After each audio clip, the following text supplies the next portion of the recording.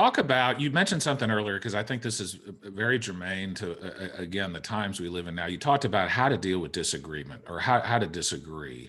Talk about that a little bit, if you don't mind, Robin. It's a very tough subject. It's a subject I spent a lot of years researching.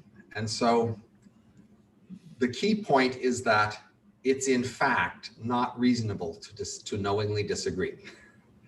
Interesting. That is, I disagree with that. No, I'm just kidding.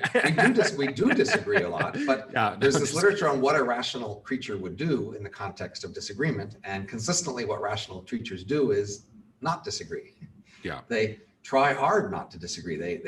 Basically, the main reason they don't disagree is they take what other people say very seriously as a lot of evidence. Yeah. They are persuaded by what other people say to a great degree, more than we are. So we are insufficiently persuaded by what other people say. We discount what they say relative to what we thought a moment before. And so that's fundamentally, on average, the reason why we disagree. And so that, if you want to be more accurate in your beliefs, the most simple thing to do is just, be more reluctant to disagree, be more persuaded by what people around you say. Now, in a world where people disagree, of course, you can't agree with all of them, because they say different things. And so you are somewhat forced to make choices, although you could try to sit in the middle. But of course, the key thing to realize is you have incentives to disagree. That's the reason you were built to disagree. So if you seem to be too agreeable, then people think first you're low status, and second you're stupid. Yeah. Because maybe the stupid, low status people would be submissive and let other people push them around in terms of opinions, but the high status, dominant, smart people will less often listen to other people and more often go with their own thoughts. So we are in some sense more eager to show that we are dominant, or at least not submissive, and that we're smart and that we're creative and that we are thoughtful than we are to be right. So that you can know about yourself. And now the question is, well, what are you going to do about that exactly? So it seems to me like one thing some people do is they try, as you mentioned before, to have a long list of biases, and they'll learn them and to try to check everything they say against their list of biases to try to fix them against the biases. Yeah, I think that works a bit, but not a lot. Yeah, I agree. I agree with you on that. Your subconscious is just too good at fooling you.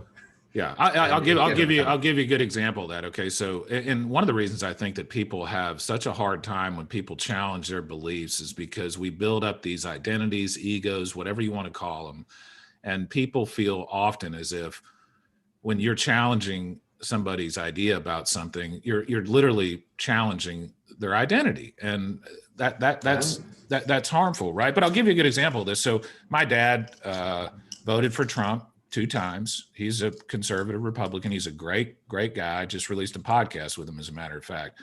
And when we talk about politics, I will literally, before I call my dad, I'll tell myself, don't sit there and preach and argue. Just ask questions. And what do I do 2 minutes into the conversation? I start telling my dad why he's wrong about everything, right? I can't help myself. Yeah. So, but okay, what you're saying is, I do have a fix. It's not a great, you might not like it, but I have a fix. Yeah. Instead of collecting lists of topics of biases, or just making a note to yourself to disagree less, here's the fix. Change your incentives. Nice. So for example, one way to change your incentives about almost any topic is to make a bet about it. As soon as someone says to you, after something you said, do you want to bet? Your mental process immediately switches. Yeah. You suddenly, the moment you said it, it sounded clear and clean and believable and obvious even. And as soon as someone says want to bet, you immediately start to wonder how you could be wrong, how the words you used might be ambiguous. Yeah. And how bad it would look if you did go through this bet and it turned out you were wrong. Yeah. Do you really want to take that chance? That's what happens the moment you start to think about betting on something. And so a habit of betting on things and being in an environment where people challenge other people to bet, or you even challenge other people to bet, will change your incentives. Yeah. To be more honest.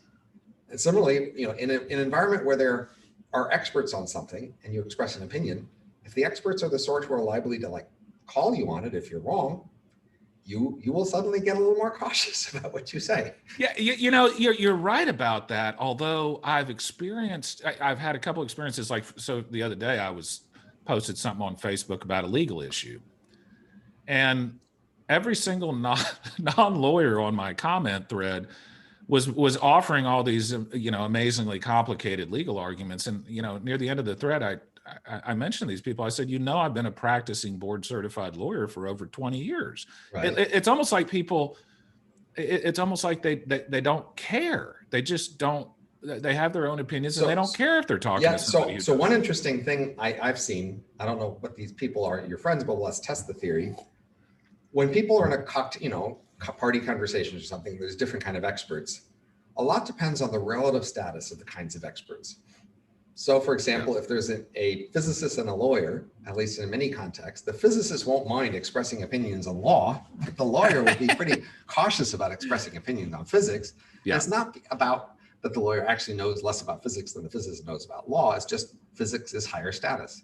Yeah. And so in some sense, higher status people are allowed to opine on other topics more and get away with it because that goes along with their status. For sure. Here's another idea I want to run by you about how to deal with disagreement. And before I run this by you, I got to tell you, I'm not very good at it. But so I'll ask you a question. Did you watch the football game last night, the national championship? No, I did not. Okay. But you thought about that for a second, didn't you, when I asked you that question? I wanted to make sure I understood you enough to answer the question. So very briefly, I just took control of your mind by asking you a question. I led you in a direction that I wanted you to go. And so yes, maybe one way to deal with disagreements, and again, I'm really bad at this. I'm trying to get better, but rather than tell people what I think and what they should think and this argument or that argument, just ask better questions. Or make statements that are harder, that are less disagreeable. So for example, a standard advice in an interpersonal conversation where people are tempted to be sensitive is to keep saying, I feel. Yeah. Because your feelings about something is something less likely they're going to disagree with. If they said, you neglected me, then they are going to disagree with that. If you say, I feel neglected, then, they can more accept that. Well, why do you feel neglected? You shouldn't feel that way, right? Well, yeah, but the point is, yes. So make weaker statements is one thing. So another thing. So I probably the biggest podcast I ever did, a little bigger than yours. Sorry, is Sam Harris. Yeah, for sure. Love Sam Harris. Okay, and a thing that came up that a lot of audience members liked, which is a common thing, is I said just have fewer opinions on topics. Yeah. You don't need as many opinions as you usually have. Exactly. That is, you should pick the topics on which you're going to be somewhat expert and you're going to invest in those and you're going to tell people what you know there. On other topics, you don't necessarily need opinions. You can just go with what other people say and that can be okay. Have fewer opinions. And each topic, ask yourself, do I need an opinion on this? Am I, especially good at this? And if you don't need an opinion or you don't have any special expertise compared to other people you could rely on, then don't have an opinion on it. Yeah. That's a way to disagree less, is just have fewer opinions. Certainly fewer poorly thought out opinions, poorly considered reasons, all the more reason to get rid of those.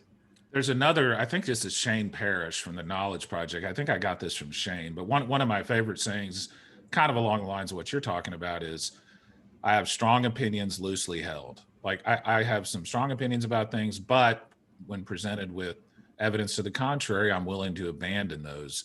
And, I tell people, one of my favorite things in the world is finding out that I was wrong about something, because when I find out I was wrong about something, I can correct and get closer to the truth. Of course, this gets back to what we've been talking about basically the entire podcast. I'm probably to some extent deceiving myself by thinking. So the problem is that you can say that you're going to hold the opinions loosely and that you're going to allow yourself to change your mind easily, but how do you actually do that? What knob do you turn in your head for that?